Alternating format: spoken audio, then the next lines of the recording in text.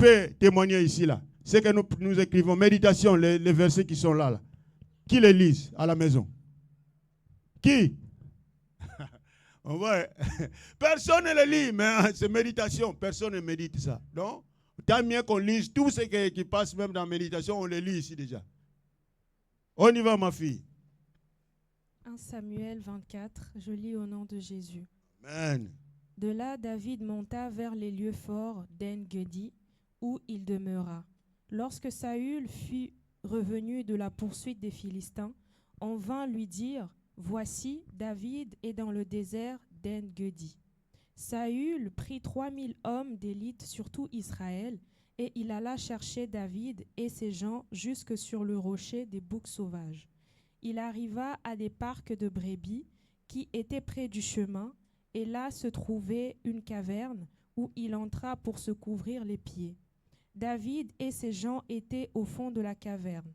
Les gens de David lui dirent: Voici le jour où le Seigneur te dit: Je livre ton ennemi entre tes mains, traite-le comme bon te semblera.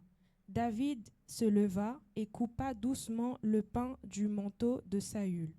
Après cela, le cœur lui battit, parce qu'il avait coupé le pan du manteau de Saül. Et il dit à ses gens: Que l'Éternel me garde de commettre contre mon Seigneur, loin de l'Éternel, une action telle que de porter ma main sur lui, car il est loin de l'Éternel. Par ces paroles, David arrêta ses gens et les empêcha de se jeter sur Saül. Puis Saül se leva pour sortir de la caverne et continua son chemin. Après cela, David se leva et sortit de la caverne. Il se mit alors à crier après Saül: Ô roi, mon Seigneur! Saül regarda derrière lui, et David s'inclina le visage contre terre et se prosterna. David dit à Saül: Pourquoi écoutes-tu les propos des gens qui disent: Voici, David cherche ton malheur? Tu vois maintenant de tes propres yeux que l'Éternel t'avait délivré aujourd'hui entre mes mains de la caverne. On m'excitait à te tuer, mais je t'ai épargné et j'ai dit: Je ne porterai pas la main sur mon Seigneur, car il est loin de l'Éternel. Vois, mon père, vois donc le pan de ton manteau dans ma main. Puisque j'ai coupé le pan de ton manteau et que je ne t'ai pas tué, sache et reconnais qu'il n'y a dans ma conduite ni méchanceté, ni révolte, et que je n'ai point péché contre toi. Et toi, tu me dresses des embûches pour m'ôter la vie. L'Éternel sera juge entre moi et toi, et l'Éternel me vengera de toi. Mais je ne te porterai point la main sur toi. Je ne porterai point la main sur toi. Des méchants vient la méchanceté, dit l'ancien proverbe. Aussi, je ne porterai point la main sur toi. Contre qui le roi d'Israël s'est-il mis en marche? Qui poursuis-tu? Un chien mort, une puce. L'Éternel jugera et prononcera entre moi et toi. Il regardera, il défendra ma cause, il me rendra justice en me délivrant de ta main. Lorsque David eut fini d'adresser à Saül ces paroles, Saül dit: Est-ce bien ta voix, mon fils David? Et Saül éleva la voix et pleura. Et il dit à David: Tu es plus juste que moi, car tu m'as fait du bien, et moi je t'ai fait du mal. Tu manifestes aujourd'hui la bonté avec laquelle tu agis envers moi, puisque l'Éternel m'avait délivré entre tes mains, et que tu ne m'as pas tué. Si quelqu'un rencontre son ennemi, le laisse-t-il poursuivre tranquillement son chemin? Que l'Éternel te récompense pour ce que tu m'as fait en ce jour. Maintenant, voici, je sais que tu régneras, et que la royauté d'Israël restera entre tes mains. Jure-moi donc par l'Éternel que tu ne détruiras pas ma postérité après moi, et que tu ne retrancheras pas mon nom de la maison de mon père. David le jura à Saül, puis Saül s'en alla dans sa maison, et David et ses gens montèrent au lieu fort. Parole du Seigneur. Le deuxième texte, s'il vous plaît, 1 Samuel, toujours le chapitre 18, les versets 10 à 11, deux versets. 1 Samuel, chapitre 18, le verset 10 à 11. Le lendemain, le mauvais esprit de Dieu saisit Saül, qui eut des transports au milieu de la maison. David jouait comme les autres jours, et Saül avait sa lance à la main. Saül leva la lance, disant en lui-même, « Je frapperai David contre la paroi. » Mais David se détourna de lui 2 fois. Amen. Qui a une autre version? Une autre version que celle? Il y a une autre version pour ces 2 versets, s'il vous plaît. Qui a une autre version? Le verset 10. Personne? On a tous la même version. J'aimerais que nous puissions comprendre quelque chose dans une autre version. Oui, vas-y, mon fils. Oui, vas-y. 1 Samuel. Je lis la parole du Seigneur dans le livre de 1 Samuel 18, le verset 10, version Darby. Et il arriva dès le lendemain qu'un mauvais esprit envoyé de Dieu saisit Saül et il prophétisa dans l'intérieur de la maison. Voilà. Et David jouait comme les autres jours et il y avait une lance dans la main de Saül. Voilà. Et Saül jeta la lance et dit, « Je frapperai David et la paroi. » Et David se détourna de devant lui par 2 fois. Et Saül eut peur de David, car l'Éternel était avec lui, et il s'était retiré de Saül. Alléluia. Parole du Seigneur. Amen, amen, amen. Est-ce qu'on peut applaudir fortement cette parole, bien-aimés dans le Seigneur? Nous venons de lire un contenu, ce scénario que je trouve vraiment triste. C'est un scénario inadmissible. C'est un scénario qui arrive à nos jours. Bien-aimés, la Bible nous raconte que ce jeune David était dans son petit coin, mais il y a toujours les gens qui aiment bien le commérage. Ils annoncent Saül qui venait déjà de la guerre à la poursuite des Philistins. Il dit, hey, David, il est dans les montagnes. Ah, c'est petit David. Parce que Saül, son but était d'attraper David. Et subitement, la Bible dit que Saül a réuni 3000 hommes les plus forts. Bizarre, il vient de la poursuite des Philistins. Il n'a pas choisi les plus forts. Maintenant, pour poursuivre un chien mort, une piste, il localise les plus puissants pour aller poursuivre son fils. Parce qu'il était roi. Nous allons parler de ces 2 hommes. Les 2 étaient les rois. David était roi en Israël, ainsi que Saül était roi. Mais il y a 2 choses qui diffèrent ces 2 personnages. David a été le roi selon le choix de Dieu. Saül a été le roi d'Israël selon la demande du peuple. Donc, le peuple a voulu un roi, et voilà pourquoi Dieu a jugé bon d'élire, d'établir Saül. Il partait à la recherche des brebis de son père, Macu, qui était disparu. Et puis du coup, Dieu envoie Samuel en disant, bon, c'est ce jeune-là, fasse de sorte qu'il soit, mais qu'il devient serviteur ou alors roi devant mon peuple. Nous ne sommes pas dans ce scénario. Je fais quand même un petit peu de résumé pour savoir comment il a été élu. Alors Saül, Samuel le dit, bon, tu vas entrer, tu cherches les brebis de ton père, parce que c'était déjà à la fin, ils étaient épuisés. Ils partaient à la recherche avec l'un des serviteurs de son père, ils n'ont pas trouvé. Et il s'est décidé déjà de rentrer. Par là, son serviteur le conseille, mais pourquoi pas, nous allons entrer dans une ville qui est là. Je connais un prophète qui est là. Il peut nous aider pour localiser les brebis. Et quand ils se sont partis, c'était effectivement à la rencontre de Samuel. Et de la rencontre de Samuel avec Samuel, Samuel lui dit, bon mon fils, les brebis que vous cherchez sont déjà retrouvées. Au moment où je vous parle, ton papa s'inquiète pour votre vie. Parce que les brebis sont déjà retrouvés dès le jour que vous êtes partis. Mais maintenant, vous ne rentrez pas. Mais de toute façon, en sautant d'ici, tu vas entrer, tu vas trouver des personnes, des groupes de gens, et tu vas te mêler avec eux, tu prophétiseras avec, ils sont des prophètes, et tu vas prophétiser ensemble avec eux. Et c'est par là que l'Esprit de Dieu a saisi Saül. De ce jour-là, il a aussi trouvé tel que le prophète l'a annoncé. Il a été saisi par l'Esprit de Dieu jusqu'à ce qu'il a été oint comme roi. Bref, nous connaissons maintenant comment David a été oint. C'était encore Samuel que Dieu envoie pour monter dans la maison d'Ésaïe, son père, pour oindre l'un de ses fils. Le pasteur nous a parlé profondément dans ça, comment l'élection a été faite. David n'était pas là, il était en brousse. Il choisissait les costauds. Eliab, elle était là, il venait. Tous les enfants ont passé. Il dit, mais personne.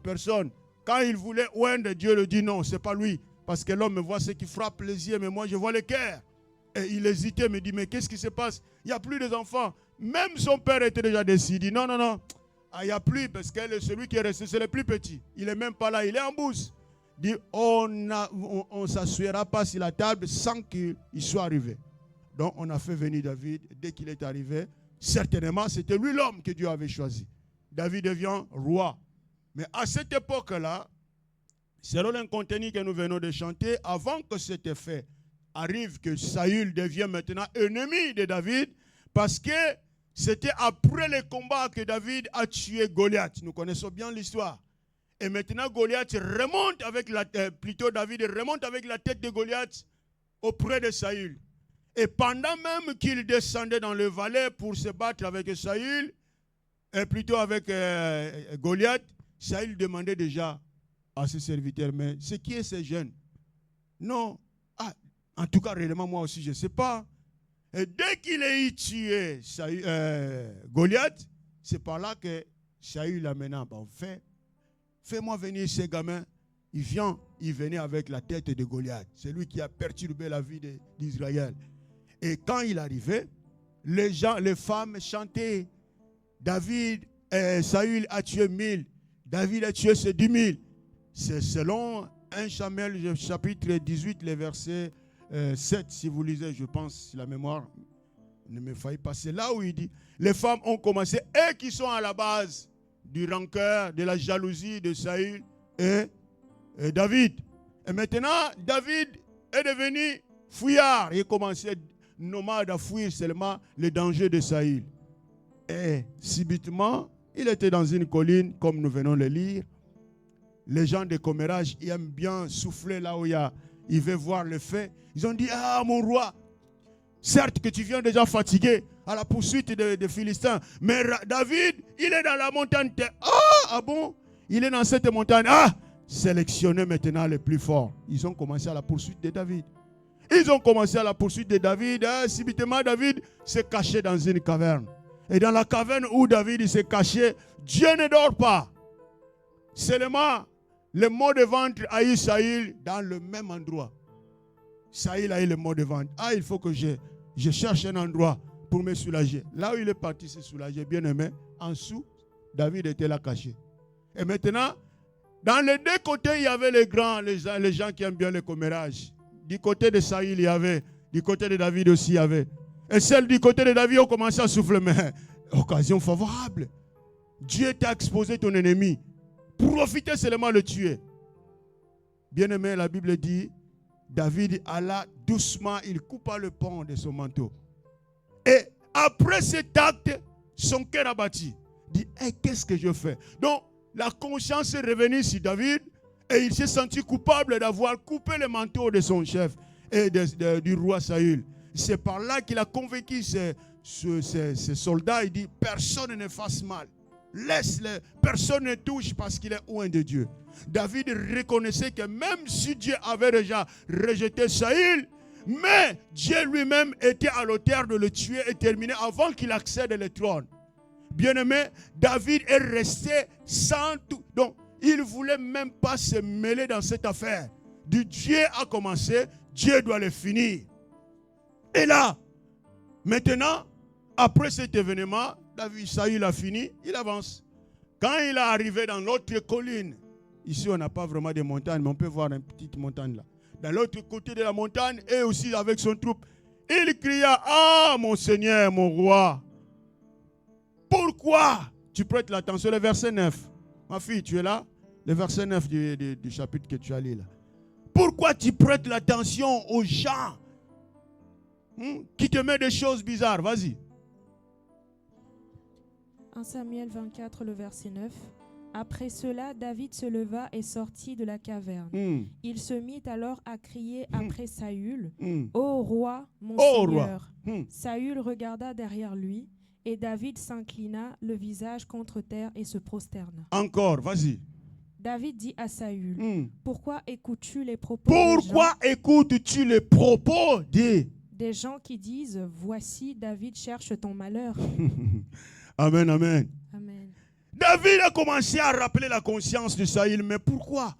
Parce que avant David avait sa harpe. C'est au travers de la harpe, quand Dieu a rejeté Saül, Dieu a retiré la paix en Saül. Saül n'avait plus la paix. Il ne pouvait plus dormir. Et c'était le petit gamin David qui venait avec sa harpe. Il jouait. Lui, il ressentait encore la paix. Il dormait bien en paix. Il était dans la maison de Saül. Il n'a pas eu l'occasion de le tuer. Et c'est maintenant à cause de ce que les gens disent. Et lui, il est convaincu que non, David vraiment veut me tuer, veut prendre mon poste. Bien-aimé dans le Seigneur, aujourd'hui, que chacun de nous fasse l'analyse. Est-ce que tu es David ou tu es Saül? Parce qu'autour de nous, nous avons les gens qui viennent nous porter des messages. Est-ce que tu prends conscience de ces messages? Diviser pour mieux régner, c'est ça l'œuvre de l'ennemi. Il vient souffler seulement pour vous mettre en conflit. Parents contre les enfants, mari contre sa femme, la femme contre son mari, son épouse. Seulement le frère de l'église contre son frère. Le frère de sang de la famille contre. Voilà pourquoi nous voyons des familles divisées. Les églises sans efficacité, sans pouvoir. Les nations sont séparées. Il y a des guerres parce que les gens, le commérage se lève de partout pour souffler les intentions qui ne sont même pas vraies. Il disait David était innocent. Il savait de rien. Rien de mal ne montait sur son cœur. Il l'aimait. Parce que la Bible dit, si nous rentrons selon toujours 1 Samuel, nous allons voir dès le jour où David maintenant accédait dans la maison 18. Là. Quand il a entré dans la maison de Saül, David a commencé à répondre les questions de Saül. Tu es fils de qui? Il a commencé à répondre. Et la Bible dit, le fils de Saül qui était là, Jonathan, le papa de celui qu'on a prêché dimanche dernier, Mephibosheth. La Bible dit, le cœur de Mephibosheth aima David. Il l'aima avec son âme depuis ce jour-là. Et maintenant, il y a eu cette alliance du cœur entre Jonathan et David. Et quand je méditais, ce texte que nous venons de lire, nous allons voir jusqu'à la fin. Quand maintenant David interpelle la conscience de Saül, pourquoi tu écoutes les gens qui viennent te mettre des choses? Moi je suis pour rien, j'envie pas ton poste, mon Seigneur. Tu es le oint de Dieu, moi je ne pouvais pas te toucher, sinon tu étais à ma portée. Regarde les pans de ton manteau. Il regarde, il dit, oh là là là, c'est pas possible. Lui-même étant guerrier, il savait déjà que quand tu tombes dans le piège de l'ennemi, tu es mort. Mais comment fait-il que toi tu m'as haï? Mais tu m'as laissé en vie. En tout cas, non, c'est moi qui est coupable. Dieu nous juge juste. Réellement, c'est moi qui est coupable. Pourquoi j'ai cédé mon cœur à ça? Bien-aimé, pourquoi nous cédons nos cœurs à ce que les gens viennent nous dire? Seulement pour reculer notre marche. Comme a dit Paul, tu courais bien. Qui t'a dit d'arrêter? Bien-aimé, nous avançons vers la fin des choses. Mais ce qui est bizarre, le chapitre 18, les versets 10 et 11 que nous venons aussi de lire, nous parle que l'esprit mauvais de la part du Seigneur saisit Saül. Et maintenant, beaucoup de gens se demandent, ils peuvent se poser des questions. Oh, cela veut dire que Dieu aussi a de mauvais esprits. Alléluia. Les esprits méchants saisissent Saül depuis ce jour-là. C'est par là que maintenant il a eu vraiment les dents fermées contre David. Et la Bible dit, il a pris sa lance, il l'a frappé à David. 2 reprises, à 2 fois que David s'échappait. Voilà pourquoi il s'est enfui. Bien-aimé, j'aimerais souligner ici, là. Voilà pourquoi encore il est important que nous demandons le discernement de Dieu. Même étant serviteur de Dieu. Si David pourrait dire que non, il a déjà échappé 2 fois, je reste toujours ici, là. Après, Saül réussit de le tuer, il va dire, mais Dieu, pourquoi tu m'as laissé comme ça? Plus souvent nous le disons. Ah, pourquoi Dieu m'a abandonné? Dieu m'a abandonné, Dieu sait que je le sers. Pourquoi il a permis qu'on me mette les poisons? Ah bon? Toi, tu vas là où il y a tout le monde, tu veux prier, tu fermes les yeux. Parce que tu es au restaurant, tu sais à ta nourriture, tu fermes les yeux. Là où il y a des inconnus, même s'il y a des gens où tu connais, tu fermes les yeux. Tu veux prier pour les repas. Ouvre tes yeux. Qui t'a dit que tu dois fermer les yeux pour être concentré? Et tu fermes les yeux, on te met un poison, tu vas mourir. Est-ce que je parle à quelqu'un? La sagesse vient de Dieu. David a compris que non, ici il y a un danger. Il s'est échappé. Donc tu allais dire non. Ah c'est bon David, essaye encore ton, Saül, essaye encore ton truc là, la lance là. J'ai déjà esquivé 2 fois. Essayez la 3e fois. Bam dans la tête, par terre. Ah bon? Si lui-même Jésus, la Bible dit qu'il a fui les jours où ils voulaient le lapider. Parce que son heure n'était pas encore arrivée. Il a pris quoi? Il a appliqué toute la vitesse qu'il avait dans lui. Bah, si tu as jusqu'à 5e, applique 5e, fouille. Nous voyons les jeunes aussi. Joseph, qu'est-ce qu'il a fait? Quand il a vu qu'il y avait un danger, il s'est enfui. Dans la maison de Potiphar, il a sauté la fenêtre. Il dit, tant mieux qu'on m'attrape étant voleur, parce que j'ai sauté par la fenêtre. Mais non, jamais faire ce qui est interdit. Bien-aimés, nous, c'est là où nous sommes bloqués.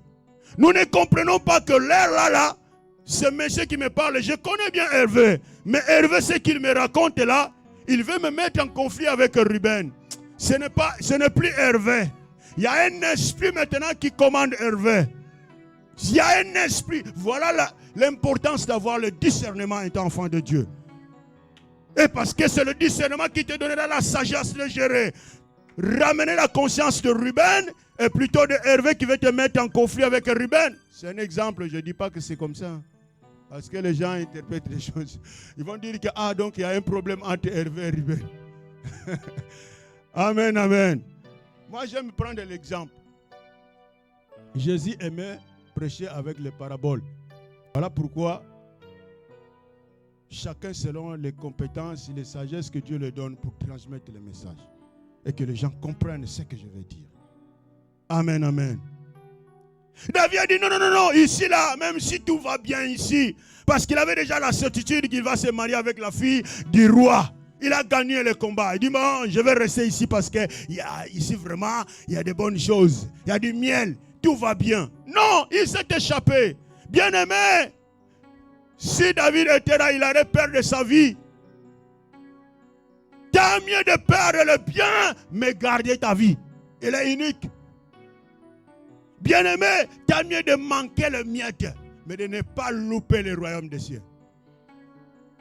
Parce qu'ici, il y a un business qui est sorti là. Il faut, là, au travail là-haut, il y a des gens qui volent. Toi aussi, tu veux, parce que bon, le temps qu'on va attendre le salaire, si tous les intérimaires, on a payé les 12, mais il y a la possibilité de ramener quelque chose à la maison. Toi aussi, tu ramènes. Le jour où toi, tu vas oser, pendant que tout le monde ose, tout le monde le fait, ils ne sont pas attrapés. Les caméras vont seulement attraper le jour que toi, tu vas essayer. Alléluia. Est-ce que je parle à quelqu'un? Faites attention. Ne t'amène pas dans les influences. Demande à Dieu le discernement. Tu dis, Seigneur, fouillez. S'il s'agit de fouiller, fouiller, papa. Fouiller. Tu ne commets pas les péchés, tu te préserves. Il a fui, il a tout abandonné. Bien-aimé dans le Seigneur. Le moment où nous traversons, c'est le moment le plus dangereux. C'est le moment le plus bizarre. C'est le moment le plus critique. Nous voyons ce que Matthieu 24 a annoncé s'accomplir. Ce que Daniel a prophétisé s'accomplir. Les guerres, maintenant nous sommes tous paniqués. Mais le juste de Dieu vit par la foi. Tant que nous sommes encore ici, là, étant l'église du Seigneur, accrochons-nous au Seigneur. Dis Seigneur, malgré ça, comme tu nous donnes un petit peu l'occasion d'être en paix, nous allons nous réunir, même dans le ligne. Ne manque plus. Ne manque plus. Restons soudés. Restons soudés. Le chaleur de ton prochain peut relever les défis. Peut encore réveiller ta foi qui dormait. Parce que ce n'est plus le moment de distraction, bien-aimés. Les temps sont mauvais. Nous traversons le temps le plus bizarre. Le temps de Sodome et Gomorrhe est en train d'arriver. Et c'est le moment où nous vivons. Voilà pourquoi la Bible nous parle. Il nous dit, souvenez-vous de la femme de Lot. Ah, Luc 17. Souvenez-vous de la femme de Lot. Bon, qui connaît le nom de la femme de Lot déjà? Bon, moi je n'ai jamais lu. Hein. Vous lisez beaucoup là. Disez-moi, vous les prédicateurs. Hervé, tu as déjà trouvé le nom de la femme de Lot? Ruben, et aux apôtres. Vous voyez? On ne connaît même pas le nom de la femme, mais la Bible nous parle de ce souvenir de la femme de Lot. Pourquoi? Ce qui est arrivé là, ça nous arrive. Mais chose bizarre, bien aimé, ce qui m'a attristé, quand j'ai médité cette parole, je me suis dit Genèse 19, là où il y a cet événement de Lot. Comment un père? La Bible dit, quand les deux hommes sont venus en Sodome pour détruire Sodome et Gomorrhe, Lot les a récupérés, les a hébergés chez lui. Bien aimé, dès qu'il les a reçus, ce n'était même pas encore la nuit pour dormir. Les gens de toute la ville, comme je viens de dire tout à l'heure, je sais que vous n'allez pas les méditer, mais au moins, avec la curiosité des scénarios qui est là, peut-être tu vas aller lire. Genèse 19. Bien aimé, la Bible dit, les gens du plus petit au plus âgé de la ville de Sodome ont venu jusqu'à la maison de Lot pour dire, hé, fais-nous sortir les deux hommes que tu as reçus chez toi. Fais-nous les sortir pour que nous les connaissions.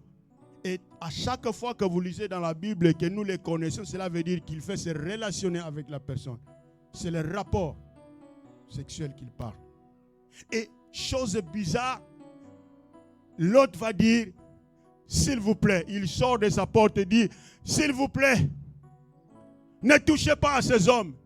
J'ai au moins mes deux filles qui sont vierges. Je vais vous les donner, faites tout ce que vous voulez. Imagine un père qui va prendre une décision comme ça, une proposition comme ça. J'ai dit, mais l'autre, sa tête, il y avait un problème, il a fallu un psychologue là. Hein? Pourquoi seulement récupérer les deux hommes là?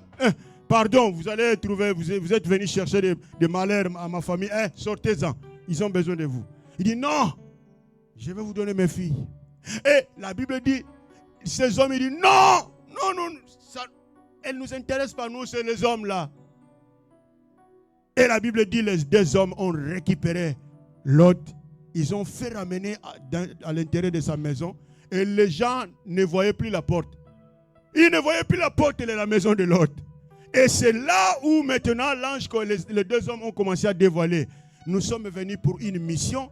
C'est pour la destruction de cette ville. Parce que le péché qui est dans cette ville a monté jusqu'auprès du Seigneur. Et c'était quel péché? C'est l'agression et le sexe impie. Aujourd'hui, nous ne voyons pas les hommes avec des hommes, les femmes avec les femmes. C'est ça l'abomination. Et c'est vraiment cet péché qui a fait que Sodome et Gomorrhe soient détruits. Aujourd'hui, les gens disent que non, bon, il est seulement une personne, c'est Dieu qui a permis qu'il soit comme ça. C'est écrit où? Dieu, quand il a créé, tu penses que Dieu est bête pour créer un homme, un masculin et une féminin? Non, ce sont des esprits méchants qui veulent envahir afin de convaincre que c'est comme ça. Non, c'est anormal. Et c'est anormal, nous devons nous lever en tant qu'Église du Seigneur. Nous devons nous lever. La Bible dit, les gens sont restés comme ça et jusqu'à ce que la nuit, la Bible dit, les anges là ont dit à l'autre, prépare-toi, fais sortir ta famille. Tu n'as personne, non, j'ai mes filles, sortez avec ta femme. Mais la Bible dit quelque chose de bizarre. David a fui, mais l'autre là, Dieu a instruit, sortez jusqu'à la montagne. L'autre a dit, mais la montagne, il me semble qu'il y a toujours un petit peu d'insécurité. Il y a une ville là. Oui, bon, vas-y. Vas-y dans cette ville-là. Ils tardaient, ils l'ont tiré à la main à force. Sortez, vas-y jusque-là, échappe-toi. Et quand il partait, la Bible dit, la femme de Lot, ce que je viens de dire tout à l'heure, on n'a même pas cité son nom. C'est parce qu'il a regardé, elle a regardé par en arrière pour voir. Elle avait l'envie au bien matériel. Lot est entré en Sodome et Gomorrhe, riche. Vous vous souvenez, non? Mais il sortait de là un pas sans rien. Bien-aimé, Lot est entré riche parce qu'il y a eu un moment où, avec son oncle, nous connaissons bien. Abraham a dit, bon, je pense que nous sommes bénis, que chacun choisisse. Si tu choisis à gauche, moi j'irai à droite. Si tu choisis à droite, moi j'irai à gauche. Et lui a envié les terrains, il a vu comment la ville était beau de Sodome. Il dit, ah, moi c'est par là. Or, il a choisi la mort. Bien-aimés, faisons attention, ce n'est pas tout ce qui brille de l'or. Nous choisissons de n'importe comment parce que là, ça donne. Tu ne sais pas le secret qui est derrière. Ce qui est caché en dessous. Non, parce qu'il prospère. Ah, surtout mes jeunes, attention. Faites attention de partout. Vous êtes loin des parents, sachez-le que ce n'est pas tout ce qui brille de l'or. Parce que telle personne, il prospère à ses études, ou au foot, ou je ne sais pas quoi qu'il fait, il prospère. Montrez-moi un peu le secret. Comment tu fais? Ah bon? Ils vont te montrer un vrai secret, qui est la destruction. Bien-aimé, confie-toi à l'Éternel. Tous ceux qui se confient à l'Éternel n'ont jamais été confiés. Le Seigneur ne déceptionne personne. Il n'a jamais déçu l'autre parce qu'il s'est confié en lui. Il est sorti. Et gloire soit rendue à Dieu. Je dis toujours, en tout cas, l'autre. Vraiment, est-ce qu'à notre époque, il pourrait y avoir? Parce que moi, là, à chaque fois quand je marche avec Maman Linda, comme je sais que moi, j'ai les pas les plus longs, là, je regarde toujours à côté, si elle est là. Je me dis, ah, mais tu regardes, on avance. Mais l'autre, il a oublié.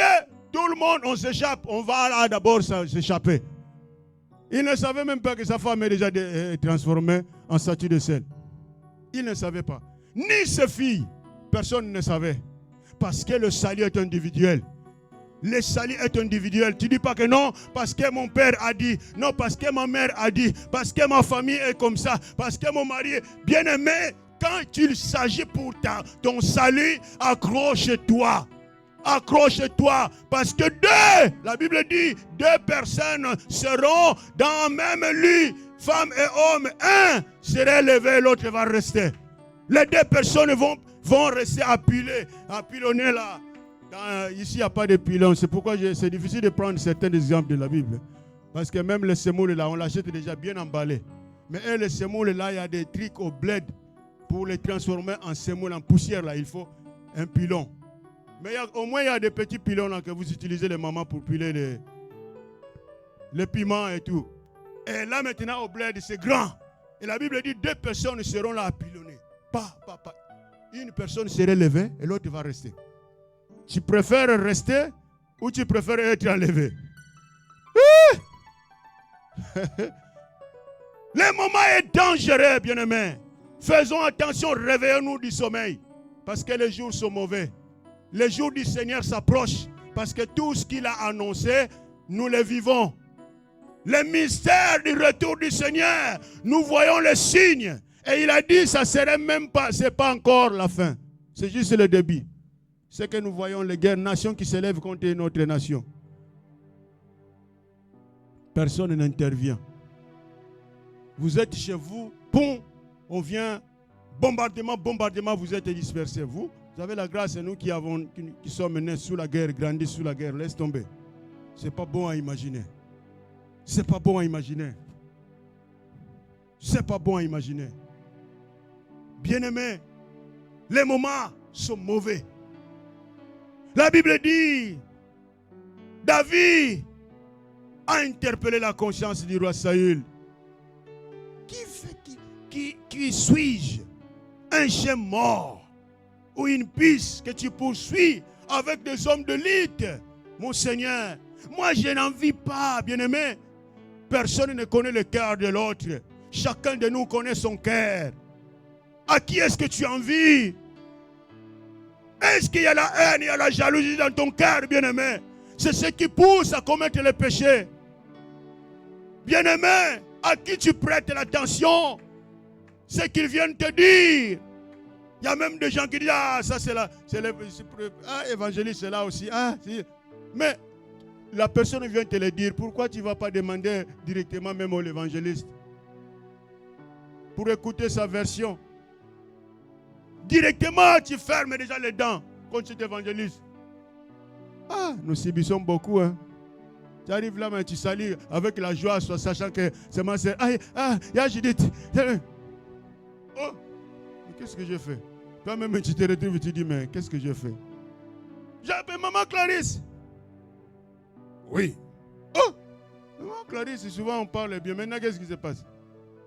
Cet exemple, hein, je n'ai pas dit que maman Judith et maman Clarisse sont comme ça. Alléluia. Amen, amen. Bien-aimés dans le Seigneur, les moments sont dangereux. Saül a poursuivi un pauvre et un innocent. Bien-aimé, sois dans l'innocence parce que Dieu combattra pour toi. Si ta conscience ne t'accuse pas, avance. Et si ta conscience t'accuse, répands-toi. Parce que si Saül, comme sa conscience l'accusait, il pouvait dire, Seigneur, pourquoi tout ce que je fais ne marche plus, je ne gagne plus le combat. Il y a quelque chose, je me répands. Est-ce que Dieu n'aurait-il pas pardonné Saül? Il est là encore, il est riche en bonté, il est miséricordieux. Mais Saül s'était tué. Il faisait ce qui lui plaisait, pas ce qui plaisait à Dieu. Quand ça lui sert, ça lui convient, il le fait. Ce qui est interdit, il ne fait pas. Tout le temps, il faisait le contraire. Dieu l'a rejeté. Bien-aimé, peut-être vous êtes déjà là. Le Seigneur t'a rejeté et c'est pourquoi tu as la haine de l'autre. Mais jeune, attention, le parcours est long. N'envie pas l'autre parce que lui, il a atteint déjà tel niveau. Non. Aimez et glorifiez Dieu pour ce niveau qu'il a atteint parce que le panier circule encore. Ton tour arrivera. L'autre Dieu a béni telle maman. Il lui a donné les enfants. Bénis le Seigneur pour les enfants parce que ton tour va arriver. L'enfant de quelqu'un a réussi. Bénis le Seigneur parce que les siens aussi vont réussir. C'est ça le vrai amour. L'amour que le Père agrée. Tu vas haïr ton bien-aimé parce que quelqu'un t'a dit que telle personne est ceci, ceci. Est-ce que tu es devenu juge? C'est toi qui sondes maintenant le cœur de tes prochains. Dieu t'a donné l'autorité de voir le cœur de ton prochain. Si Dieu lui-même l'a caché, il le sait. Lui seul qui connaît le cœur de tout un chacun. Bien-aimé, pour nous, ce qui est important, soutenons-nous les uns aux autres. Alléluia. Est-ce que je parle à quelqu'un? Est-ce que je parle à quelqu'un? Bien-aimé, suivons l'exemple. Ce qui est arrivé à l'époque de Sodome et Gomorrhe va arriver bientôt. Sinon là. Ah oui, va arriver bientôt.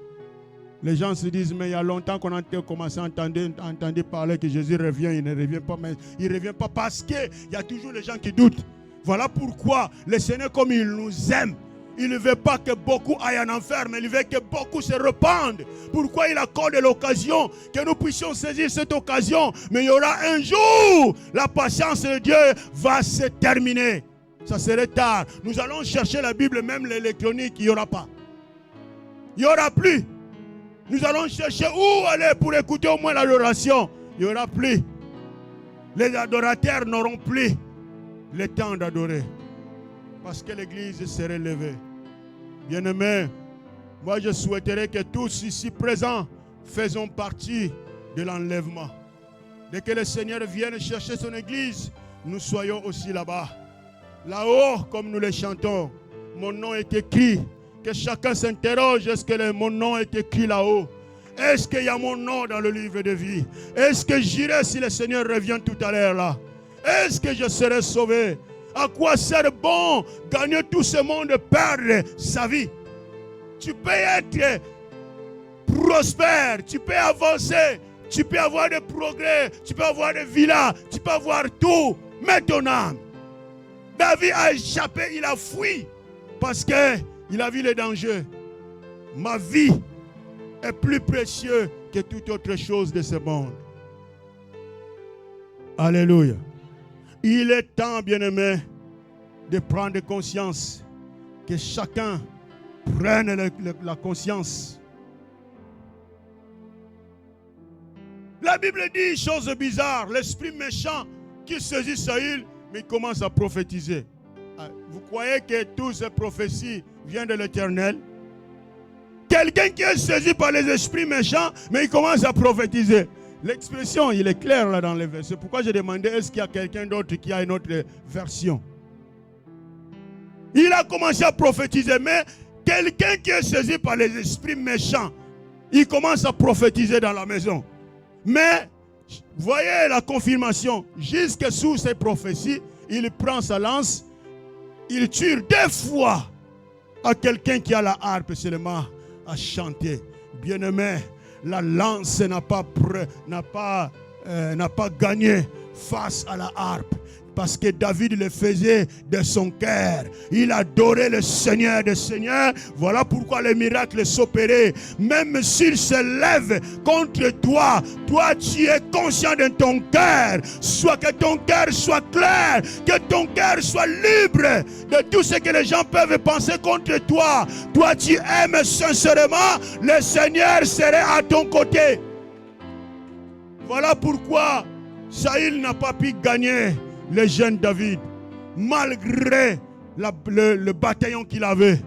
Vous croyez, c'est facile de déplacer 3000 hommes de lutte. Il a mobilisé toute la richesse, toute une fortune seulement à la poursuite de quelqu'un qui est innocent. Bien-aimé, si tu soulèves un combat contre un innocent, sache-le bien, tu es toujours vaincu. Tu ne gagneras jamais, parce que tu vas toucher à un innocent. On ne touche pas à un innocent. À un innocent, c'est quelqu'un qui est couvert de grâce. La grâce de Dieu le défend. Voilà pourquoi quand il a compris ça, ce n'est pas seulement Jonathan qui a fait l'alliance avec David. Y compris Saül a fait l'alliance avec David. Il dit, promets-moi que tu ne détruiras aucun de mes descendants. Parce que je suis persuadé, je crois que maintenant c'est toi qui prends la place. C'est toi qui vas régner. Mais s'il te plaît, promets-moi. Et David l'a promis. Voilà pourquoi quand il a pris le trône, il s'est rappelé de petit. Est-ce qu'il n'y a personne qui est resté? Parce que j'avais promis à Saül de ne pas effacer son nom. Qui est resté dans la descendance de David? Ils ont dit, mon nom, mais il y a un seulement. Un seulement. Tiba a dit un seulement. Bien-aimé, ne soyez pas Tiba. On t'a demandé, il est resté quelqu'un? Réponds oui, il est resté quelqu'un. Il est X et Y, il est dans tel endroit. N'ajoutez rien de ce qu'on ne t'a pas demandé. Tiba a ajouté, oui, mais il est infirme. Il est sans valeur. Parce qu'il savait la loi déjà empêchée. Bien-aimé, la loi disait que toute personne qui est infirme n'a pas droit au palais royal. Mais David, quand il a pris le trône, il a brisé cette limitation. Tiba, avec ses 4 pattes, a accédé au royaume. Il est entré dans le palais royal parce qu'il y a quelqu'un qui est au-dessus de la loi. Lui-même, il est la loi. Lui-même, c'est lui qui a établi toutes les choses. Il dit, je dis un mot et la chose s'accomplit. Ce que je dis, Mephibosheth va manger avec moi. Peu n'importe sa position, peu n'importe sa saleté, je dis qu'il doit manger avec moi. Et il est venu. Personne n'a pas pu l'empêcher. Parce que la grâce a crié. La grâce est plus puissante que la loi. Ce n'est pas la grâce que nous sommes sauvés. Ce n'est ni par notre force. Ce n'est ni par notre puissance. Ce n'est ni par nos œuvres. C'est pas la grâce. C'est pas la grâce, Ephésiens 2:8. C'est pas la grâce que nous sommes sauvés. Ce n'est ni par notre force. Quand David a pris le trône, il dit, ces mêmes paroles que Jonathan avait supplié, Saül avait supplié, le revenu dans la tête. Bien-aimé, À chaque instant que tu veux prendre une décision contre ton prochain, réfléchis d'abord. Au moins une journée qu'il a fait du bien pour toi. Au moins une journée qu'il était en bon terme avec toi. Que cette journée puisse gagner toutes les mauvaises erreurs, ces erreurs qu'il a commises. Que Dieu vous bénisse.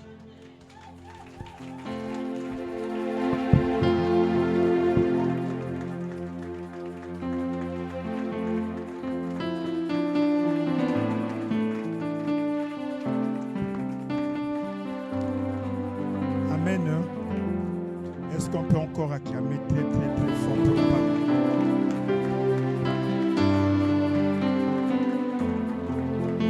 Acclame pour la parole de Dieu.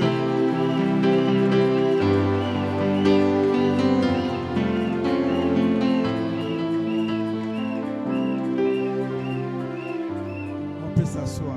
Alléluia. Dieu est merveilleux. Alléluia.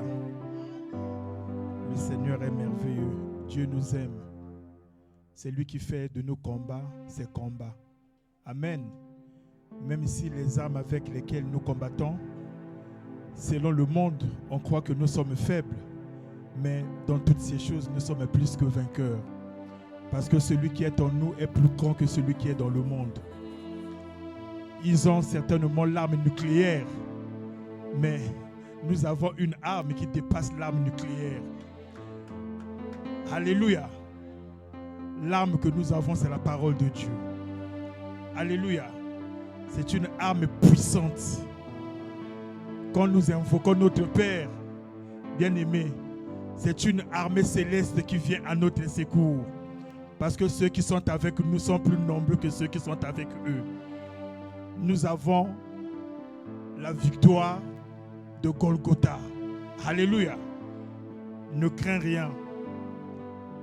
Ne crains point. Ton Dieu se souvient toujours de toi. Il ne délaisse point et il n'abandonne point. Amen. Et tu finiras un jour à témoigner la puissance et la gloire du Seigneur. On va se lever pour ceux qui sont baptisés par immersion. On va passer à la table du Seigneur.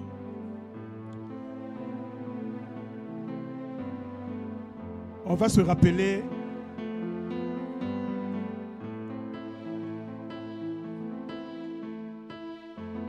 les recommandations du Seigneur. Ce n'est pas une recommandation d'un homme, mais c'est une recommandation divine. Amen. À chaque fois que nous nous rassemblons, le Seigneur nous a ordonné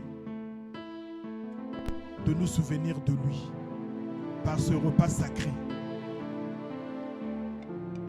Je demande à tous ceux qui sont baptisés par immersion de se lever. Ne te retiens pas. Je vais lire un passage. Souvent on dit « Ah, je ne me suis pas préparé. Je ne peux pas passer à la table. » Mais ce n'est pas ce que la parole de Dieu nous préconise. La parole de Dieu nous dit autre chose. Alléluia.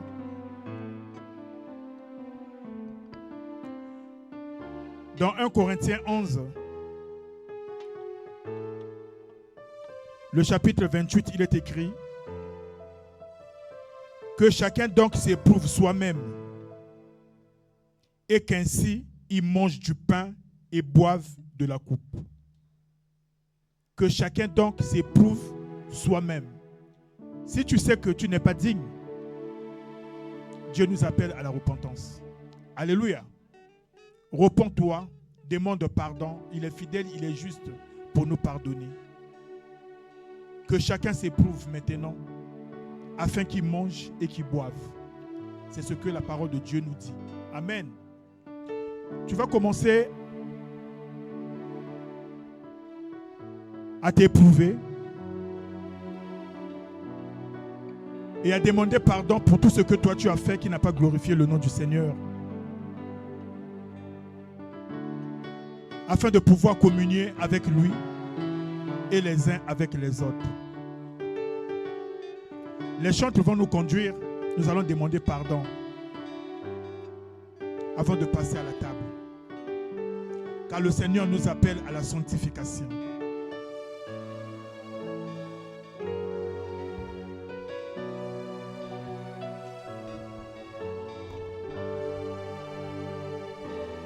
Élève ta voix, demande pardon à ton Seigneur. Demande maintenant que le sang de Jésus puisse te purifier, te sanctifier, afin que tu puisses passer à la table du Seigneur, afin que tu puisses obéir à ses prescriptions et à ses ordonnances,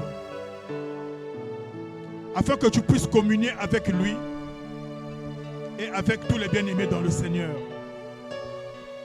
Seigneur, nous voici encore aujourd'hui.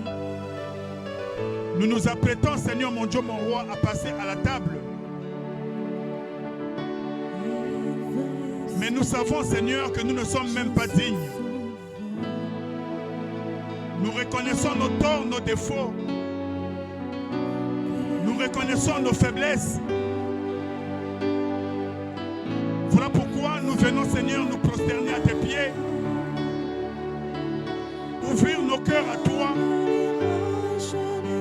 Te demander pardon, Seigneur, pour tout ce que nous avons fait qui n'a pas glorifié ton nom.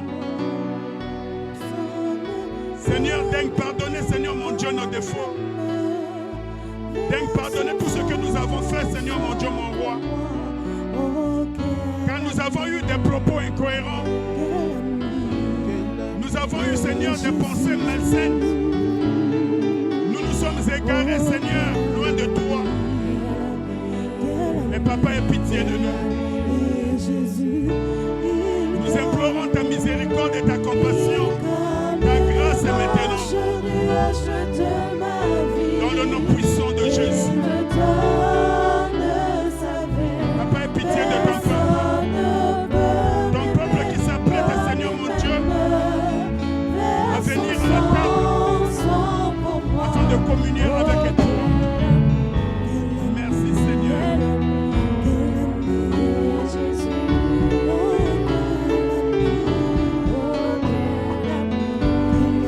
Amen.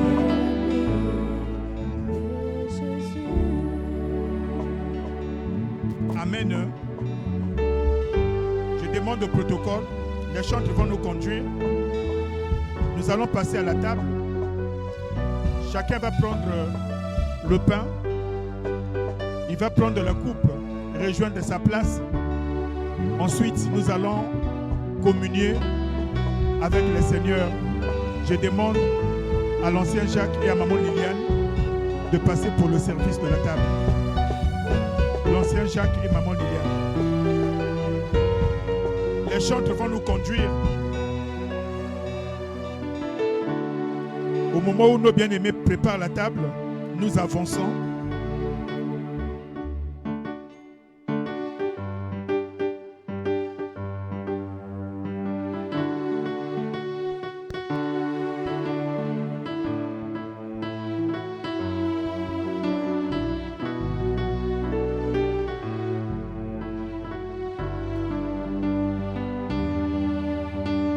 Les chantres.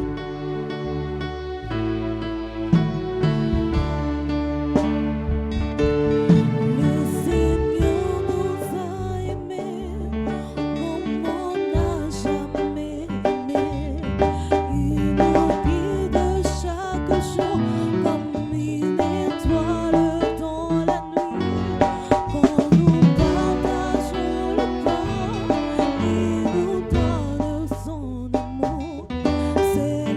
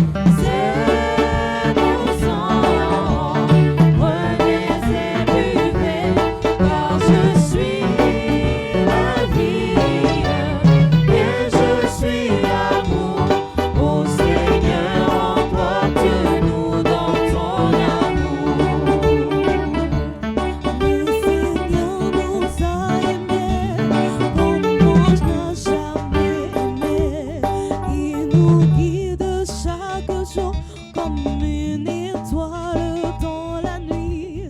Quand nous partageons le pain, il nous donne son amour. C'est le pain de l'amitié, le pain de vie. C'est mon corps, c'est mon corps. Prenez et mangez, c'est mon sang. Prenez et buvez, car je suis la vie et je suis l'amour. Ô Seigneur, emporte-nous dans ton amour. C'est mon corps, c'est mon corps. Prenez et mangez, c'est mon sang. Prenez et buvez, car je suis la vie et je suis amour. Ô Seigneur, emporte-nous dans son amour. Le Seigneur nous a aimés comme on n'a jamais aimé. Il nous guide chaque jour comme une étoile dans la nuit. Quand nous partageons le pain, il nous donne son amour. C'est le pain de l'amitié, le pain de vie.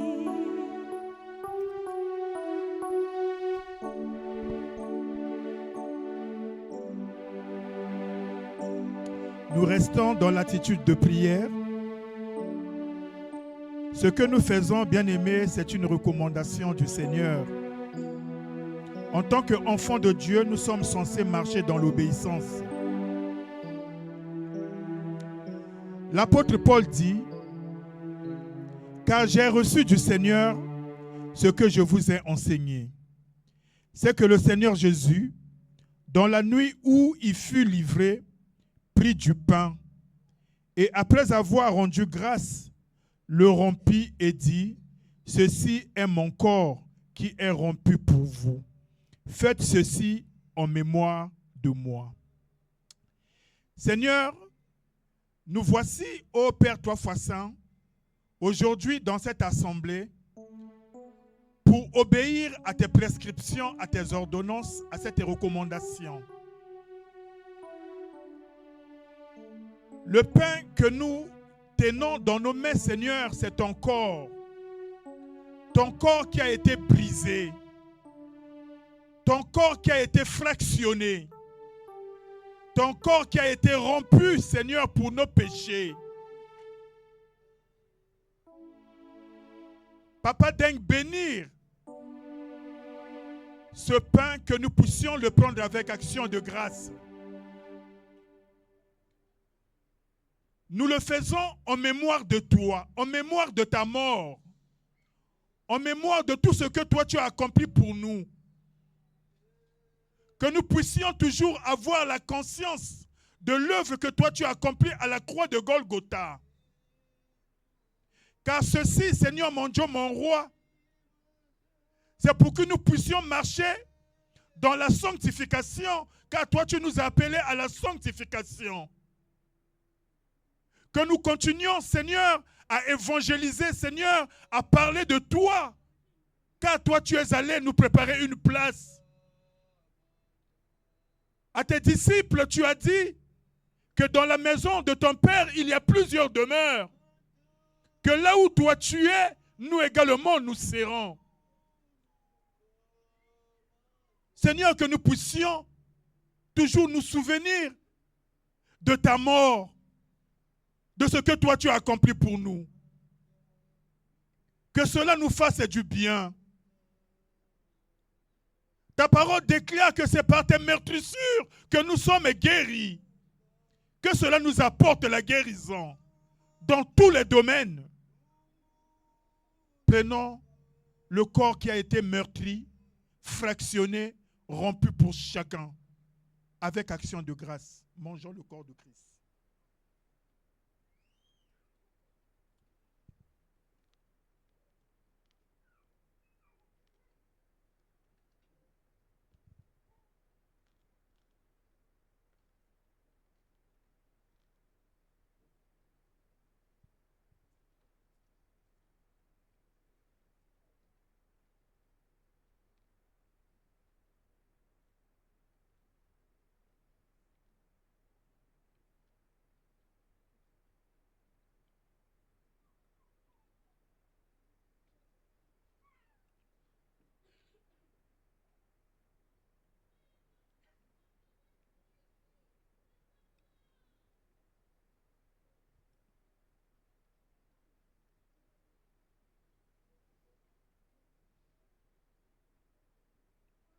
De même, après avoir soupé, il prit la coupe et dit, « Cette coupe est la nouvelle alliance en mon sang.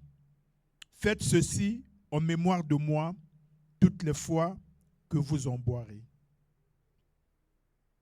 Seigneur, daigne bénir cette coupe que nous tenons chacun dans nos mains. C'est le signe de l'alliance avec toi. Le sang de la réconciliation. Celui qui nous a ramenés dans la maison du Père.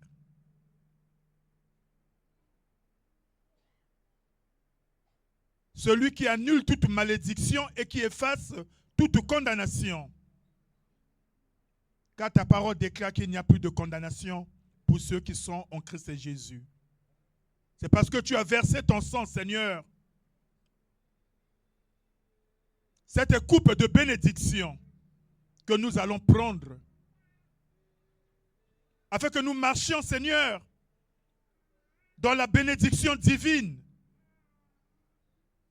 ici sur cette terre, où nous ne sommes que des pèlerins. Que le sang de Jésus nous couvre, qui nous garde et qui nous protège, qui soit notre rempart. Bien-aimés, prenons le sang de la victoire, car nous sommes plus que vainqueurs par le sang de l'agneau.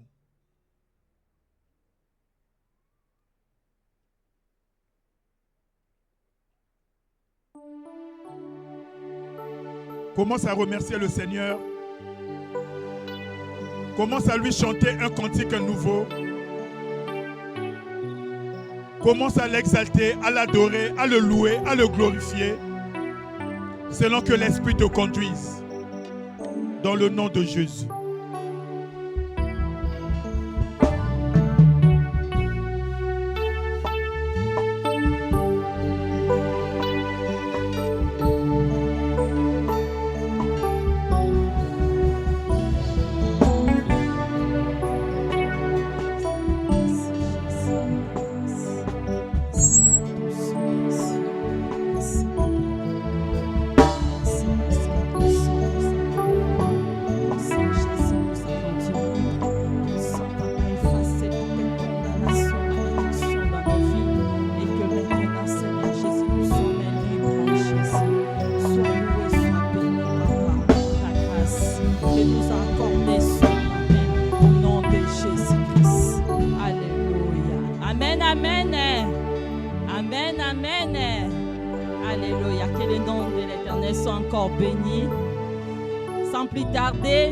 Nous allons passer au moment des offrandes. Là où tu es, tu prépares ton offrande, tu bénis ton offrande. Après avoir prié pour ton offrande, nous allons venir offrir à notre Dieu. En même temps, la chorale va nous accompagner avec une chanson encore pour ce moment.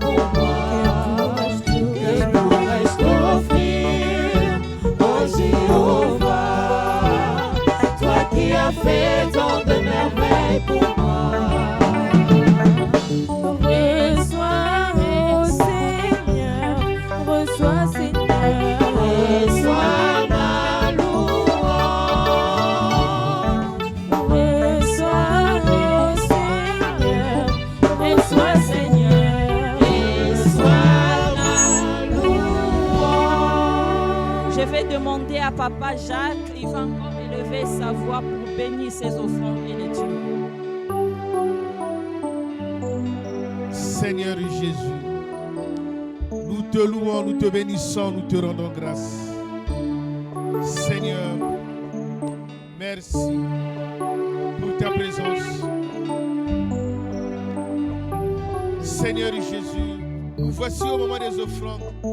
Faisons partie intégrale du culte que nous te rendons avec l'Esprit de Dieu, l'Esprit de vérité. Seigneur, ta parole déclare que ce que nous recevons de toi, c'est ce que nous t'offrons. Oui, Seigneur, ce matin, nous t'avons offert à la mesure du don de Christ que chacun de nous a reçu de toi. Seigneur, bénis tous ceux qui ont donné et bénis aussi tous ceux qui n'ont pas pu donner. Seigneur, car l'or et l'argent t'appartiennent. Fais de sorte que, Seigneur Jésus, que tu donnes, que tu distribues à tous ceux qui croient en toi, à tous ceux qui ont la foi en toi, notre Seigneur, notre Dieu. Pourvois, ressort nos finances, afin qu'en donnant à l'Église pour le maintien de l'Évangile, pour le maintien de ton œuvre dans la ville de Blois que tu as choisi toi-même, que tu as établi toi-même, notre Église locale en sigle de LUPJC, conjointement unie à l'Église universelle, conjointement unie à l'Église primitive, dont les apôtres ont parlé de toi, ont parlé en ton nom, ont prêché en ton nom. Seigneur, l'apôtre Paul a dit que chacun donne comme il a résolu de son cœur, sans contrainte ni tristesse. Oui, Seigneur, tu as dit aussi à Moïse de prélever les offrandes sous le peuple de Dieu, mais tu ne désires recevoir que ceux dont le cœur est généreux. Seigneur, ton peuple est libre par ton esprit. Ton peuple a été libéré sous la foi. Et nous t'avons offert avec une certaine libéralité, sans contrainte ni pression de qui que ce soit, mais parce que nous recevons de toi ce que nous t'offrons. Seigneur, donne à tout un chacun. Merci Seigneur de nous avoir exaucés et d'avoir introduit les offrandes dans notre culte que nous te rendons. De la même manière que tu as introduit cela dans les cultes de ceux qui nous ont précédés dans la foi. Seigneur, merci. Nous avons prié ainsi et nous disons Amen. Amen, amen. Sans plus tarder, nous allons passer pour recevoir tous ceux qui sont venus nous visiter pour la première fois. Là où vous êtes, si vous êtes là, je vous en prie de vous lever pour que l'Église puisse vous recevoir. Amen, amen. On n'a pas de visiteurs aujourd'hui. Amen. Que toute la gloire revienne à notre Dieu. S'il n'y a personne, nous allons passer au moment de communiquer. Je vais inviter la jeunesse pour le communiquer. Shalom à tous, j'espère que vous passez un bon dimanche. Alors, pour le communiqué hebdomadaire de l'église, le lundi, l'intercession des mamans en ligne sur le groupe WhatsApp. Le mardi, à partir de 18h30 jusqu'à 20h, nous avons les enseignements et partages bibliques normalement qui se déroulent à l'église. Le mercredi, de 18h30 à 20h, il y a le culte des mamans ici à l'église. Et le même mercredi, de 20h à 22h, on a le partage biblique des jeunes qui se déroule normalement sur la plateforme Meet. Tous les jeunes le savent.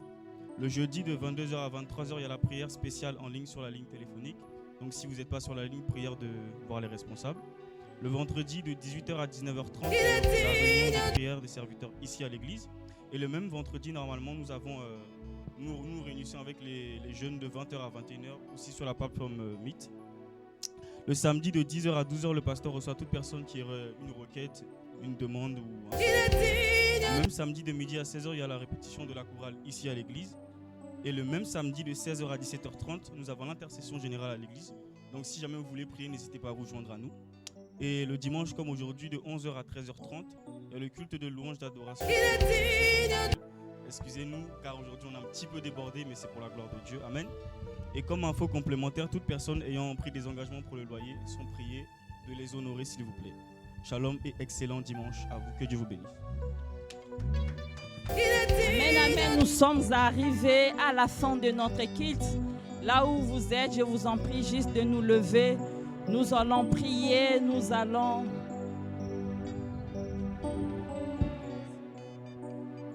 Amen.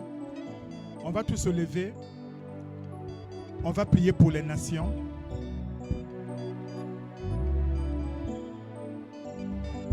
On va prier pour la conjoncture actuelle, que ce soit politique, économique dans le monde. En tant qu'enfants de Dieu, cela ne peut guère nous étonner. Ça confirme la parole de Dieu. Nous vivons les temps de la fin. Alléluia. Tout ce que nous vivons actuellement, ce sont les signes. Ce n'est pas la fin, mais ce sont les signes. C'est une confirmation de la parole de Dieu. La parole de Dieu est la vérité. Il y a des conflits, il y a des guerres, il y a des famines, il y a des épidémies. C'est ce que notre siècle est en train de traverser. C'est ce qui sévit actuellement dans le monde.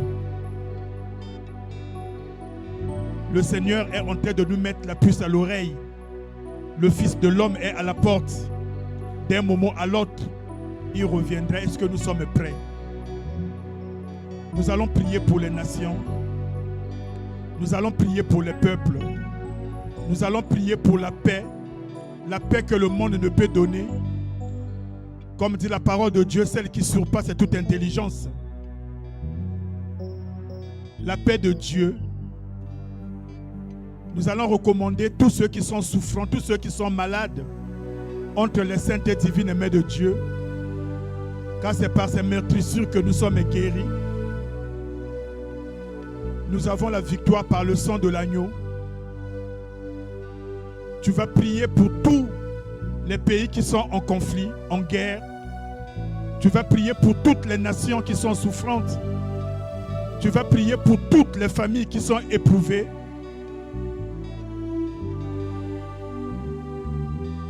La Bible dit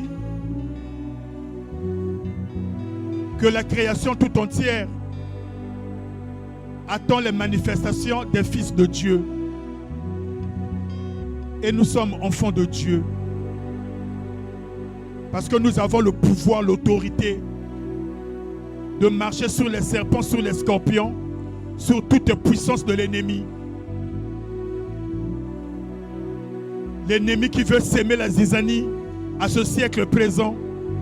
L'ennemi qui veut s'aimer la zizanie à cette génération.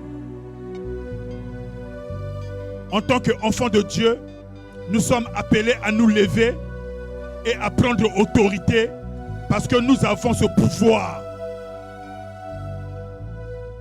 Quand on a un pouvoir, on doit l'exercer. Commence à élever ta voix et à prendre autorité contre le mal qui est en train de sévir actuellement dans le monde. Commence à prier et à recommander cette génération, ce siècle présent entre les mains de Dieu.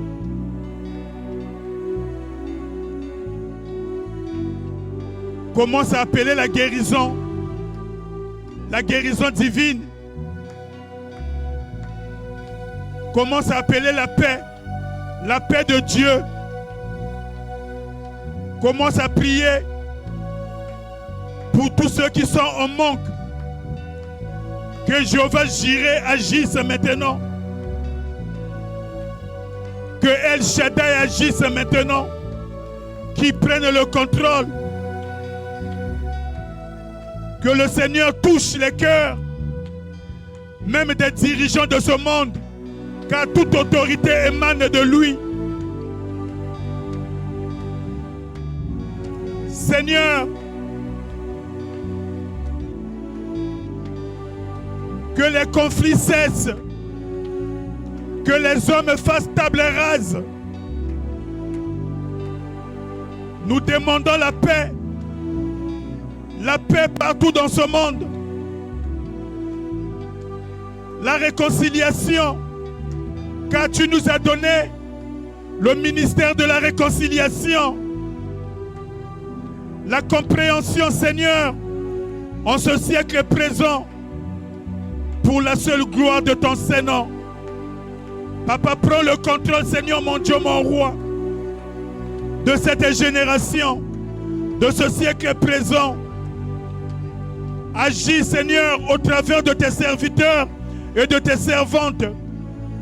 Agis puissamment, Seigneur, au travers de chacun de tes enfants. Que nous annoncions la bonne nouvelle du salut. Oui, Seigneur,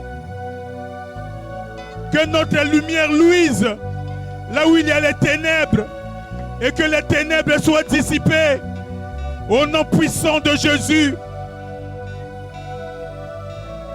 Glorifie ton nom, Seigneur. Manifeste ta gloire et ta puissance au travers de chacun de tes enfants qui sont dans ce monde maintenant, Seigneur. Au nom puissant de Jésus, que la honte soit dans le camp de l'ennemi, que la honte soit dans le camp du diable. Béni soit ton Saint-Nom. Merci, Seigneur. Papa, que toute la gloire te revienne. Nous annulons tous les projets de l'ennemi. Nous les rendons nuls et sans effet. Que seule ta volonté soit manifeste pour ce siècle présent, pour cette génération. Que ton règne vienne, Seigneur mon roi. Que le Saint-Esprit de Dieu prenne le contrôle de toutes choses. Au nom de Jésus, nous avons ainsi prié et nous disons Amen.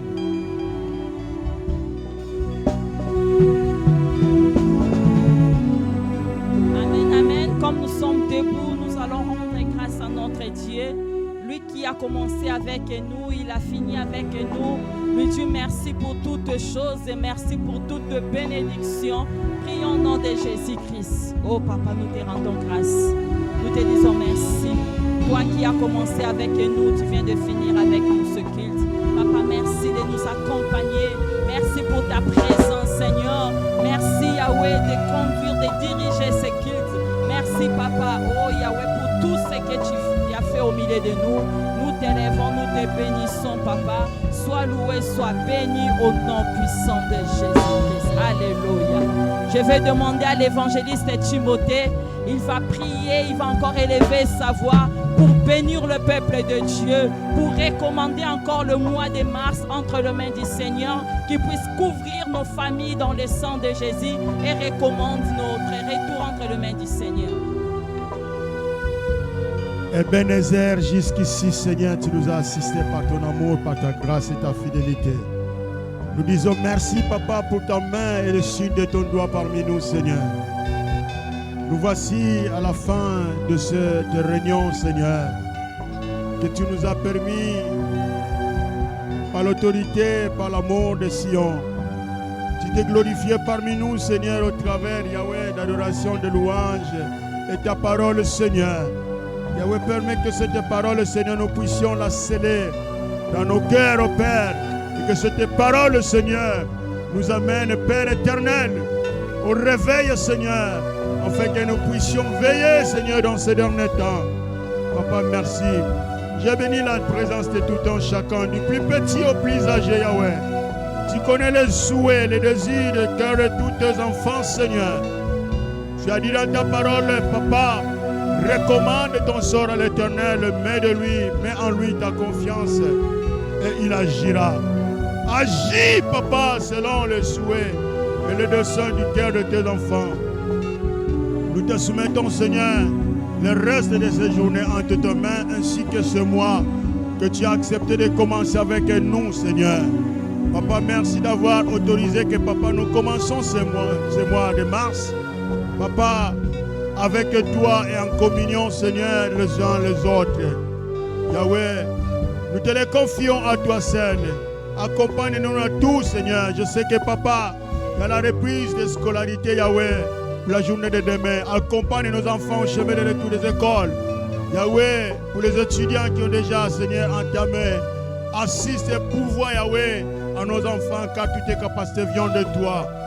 Je te confie, Yahweh, le retour de tes enfants, la suite de nos programmes de la semaine entre tes mains, Seigneur.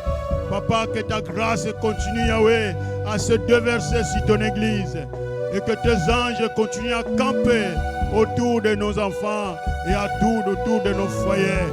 Papa, nous bénissons ton Saint-Nom parce que ta main, Yahweh, soutient nos bien-aimés qui sont en faiblesse.